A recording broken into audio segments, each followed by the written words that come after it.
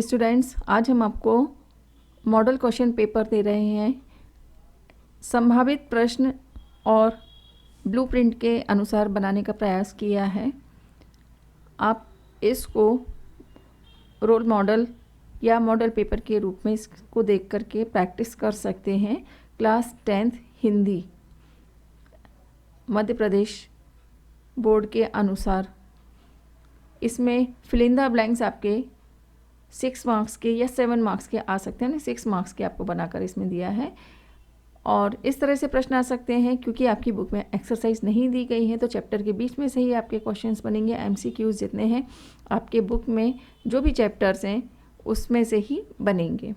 तो परशुराम अपना गुरु भगवान फिल इन द ब्लैंक्स को मानते थे। ऑप्शन दिया है शिव, श्री कृष्ण, विष्णु। स्टूडेंट्स, इसका आंसर आप स्वयं भी चुन सकते हैं। आपके पास साल भर में नोट्स आपने बनाए होंगे तो उन नोट्स में आप देख सकते हैं। आश्रय की बाह्य शारीरिक चेष्टाओं को फिल इन द ब्लैंक्स कहते हैं। विभाव, अनुभाव, आलंबन।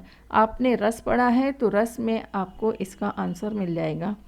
विस्तृत कलेवर वाले काव्य को कहते हैं दृश्य काव्य, खंड काव्य, महाकाव्य।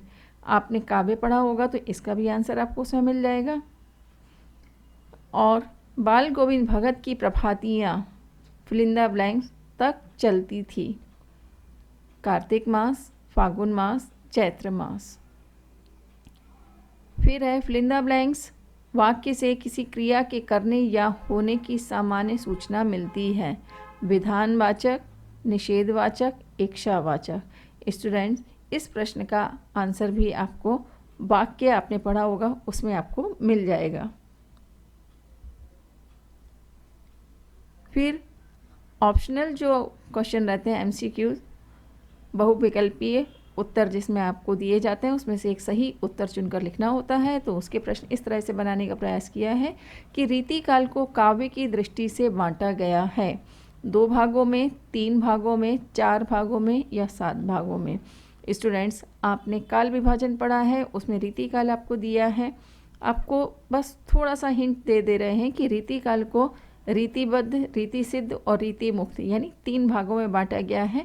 फिर भी आप इसका अच्छी तरह से आंसर काल विभाजन में देखिए।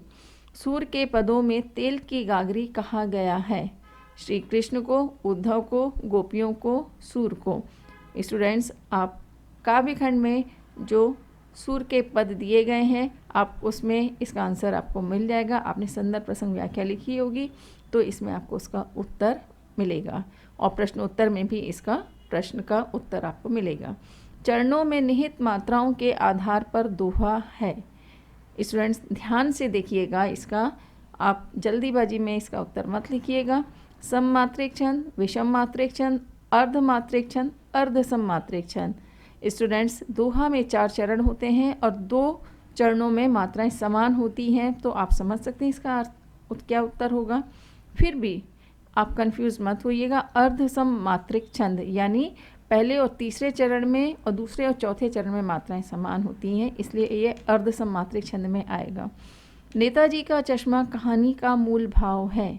शिक्षा का विकास, समाज सुधार, मूर्तिकला का विकास, देशभक्ति की भावना। स्टूडेंट्स, इसमें मूल भाव आपको देशभक्ति के लिए दिया गया है। फिर भी आप इस चैप्टर को और अच्छी तरह से पढ़िए, आपको आंसर सही मिल जाएगा। वह धीरे धीरे रोने लगा। वाक्य में क्रिया विशेषण का भेद है। कालवाचक क्रिया विशेषण, स्थानवाचक क्रिया विशेषण, रीतिवाचक क्रिया विशेषण या परिमाणवाचक क्रिया विशेषण। स्टूडेंट्स, आपने क्रिया पढ़ा हुआ है तो इसमें आपको इसका सही उत्तर मिल जाएगा। भोलानाथ और उनके हम उम्र चबूतरे के एक कोने को बना देते थे। सिनेमा घर, टिकट घर, रसोई घर और नाटक घर। स्टूडेंट्स, आपने इसको चैप्टर को ध्यान से पढ़ा होगा तो भोलानाथ चैप्टर में आप फिर से एक बार रीड करेंगे तो आपको इस का आंसर मिल जाएगा।